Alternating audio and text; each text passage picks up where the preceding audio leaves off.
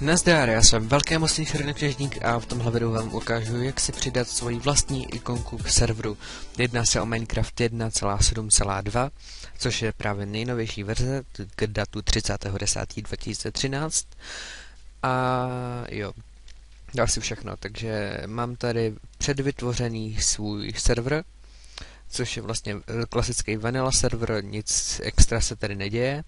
Když ho zapnu, tak vidíte, je to klasický, úplně defaultní Minecraftový server a tady nemá žádnou ikonku. K ikonku si teda vytvoříme. První, co musíte udělat, je otevřít si nějaký grafický editor. Já tady mám na výběr ze 3 editorů, z čehož 2 jsou vektorový. Stačí i klasický malování, ale mě prostě víc vyhovuje třeba PaintNet. PaintNet je teda freeware, aspoň myslím, že je to freeware, prostě je to program, co je zdarma. První, co uvidíte, je klasická plocha, kde můžete různě kreslit. Tady máte panel nástrojů, barvy, vrstvy a nějaká historie, kde můžete vlastně takhle odebírat nebo přidávat zpátky to, co jste udělali. Něco jako klasický malování, až na to je s vylepšenýma funkcemi. Pomocí klávesové zkratky Ctrl+N si vytvoříme nový projekt a nastavíme šířku na 64, výšku taky na 64. Ujistěte se, že to jsou pixely a ne centimetry a klikneme na OK.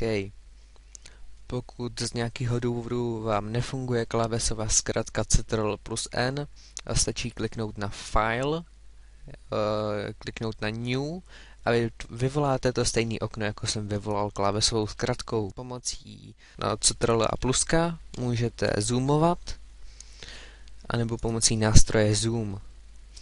Tak právě jsem to přiblížil a jak vidíte, mám tady teda nějakou tu pracovní plochu, kde vytvořím tu ikonku toho serveru. Takže já na té ikonce budu asi chtít mít velký S-ko, jakože šípek, a to si kousek zvětším. Tak a dám si ho třeba takhle doprostřed. A vlastně si s tím stačí vyhrát a vytvořit si takovéhle logo. Takže řekněme, že mám S-ko. Teďka si tady udělám nějaký takovýhle čáry pomocí nástroje na obdélníky. A třeba si zvolím i jinou barvu.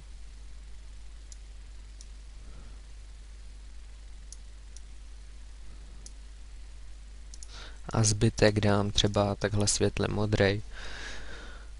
Kdybyste náhodou chtěli udělat část vašeho loga průhlednou, tak stačí si vzít nástroj guma a vygumovat tu část, kterou chcete mít průhlednou, anebo si vzít nástroj pro výběr, vybrat si tu část a jednoduše smačknout na klávesnici Delete. A pak tu část třeba můžete třeba ještě vybarvit, ale prostě takhle. Můžete samozřejmě použít jakýkoliv jiný grafický editor. Tak já bych řekl, že takhle jsem s tím logem spokojen. Kliknu na File, kliknu na Save As, vyberu si umístění mého serveru, což je v tomhle případě na mé ploše. Takže plocha, tady mám složku server a uložím to jako server _icon a ujistím se, že typ mám nastavený jako PNG a kliknu na uložit. Vyvolá se dialogové okno, kde máte preview té ikonky, jak by tak zhruba měla vypadat.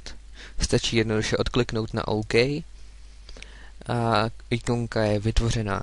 Teď už můžete vypnout váš grafický editor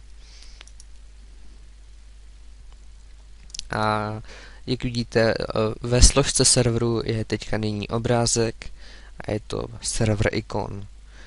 Ten, když otevřu, tak by měl být stejný, jako byl v tom editoru, což je.